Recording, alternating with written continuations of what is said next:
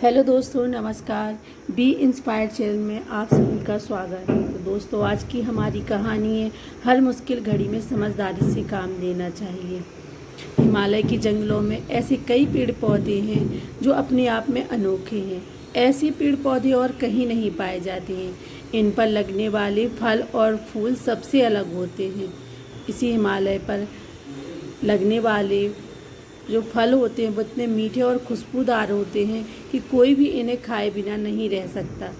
ऐसा ही एक पेड़ नदी किनारे था जिस पर सारे बंदर अपने राजा के साथ रहा करते थे। बंदरों के राजा का नाम महाकपि था। महाकपि बहुत ही समझदार और ज्ञानवान था।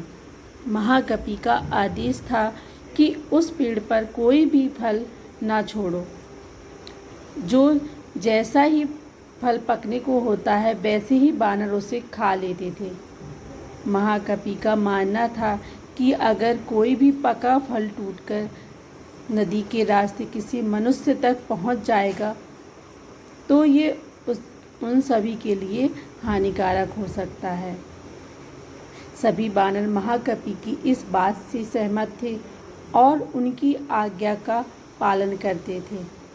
लेकिन एक दिन एक पका फल नदी में जा गिरा जो पत्तियों के बीच छुपा हुआ था। वह फल नदी में बहकर एक जंगल पहुंच गया और जहां एक राजा अपनी रानियों के साथ घूम रहे थे। फल की खुशबू इतनी अच्छी थी कि आनंदित होकर रानियों ने अपनी आंखें बंद कर ली। राजा भी इस खुशबू पर मोहित हो गए। राजा ने अपने आसपास निहारा तो उसे नदी में बहता हुआ फल दिखाई दिया। राजा ने उसे उठाकर अपने सिपाहियों को दिया और कहा कि कोई इसे खाकर देखे कि यह फल कैसा है। एक सिपाही ने उस फल को खाया और कहा कि ये तो बहुत मीठा है। इसके बाद राजा ने भी उस फल को खाया और आनंदित हो गया। उसने अपने सिपाहियों को उस पेड़ को खोज निकालने का आदेश दिया जहाँ से ये फल आया था। काफ़ी मेहनत के बाद राजा के सिपाहियों ने पेड़ को खोज निकाला। उन्हें नदी के किनारे वो सुंदर पेड़ नज़र आ गया। उस पर बहुत सारे बानर बैठे हुए थे। सिपाहियों को ये बात पसंद नहीं आई और उन्होंने बानरों को एक एक करके मारना शुरू कर दिया। बानरों को घायल देखकर महाकपि ने समझदारी से काम लिया।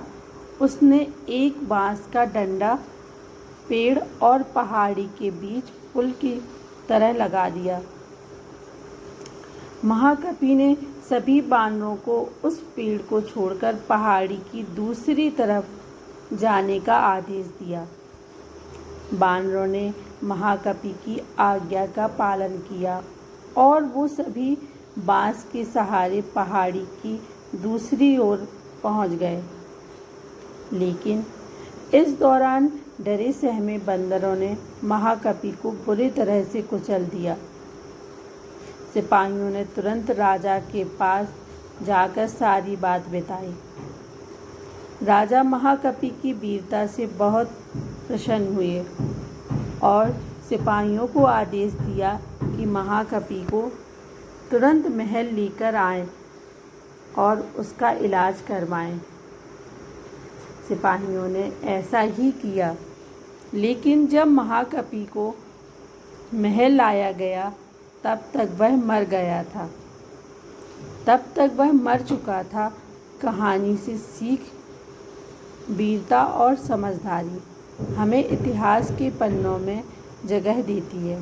साथ ही इस कहानी से यह भी सीख मिलती है कि हर मुश्किल घड़ी में हमें समझदारी से काम लेना चाहिए। तो दोस्तों, ये थी हमारी आज की कहानी। आप लोगों को कैसी लगी कमेंट बॉक्स में ज़रूर बताइएगा। धन्यवाद दोस्तों, मिलते हैं नेक्स्ट वीडियो में।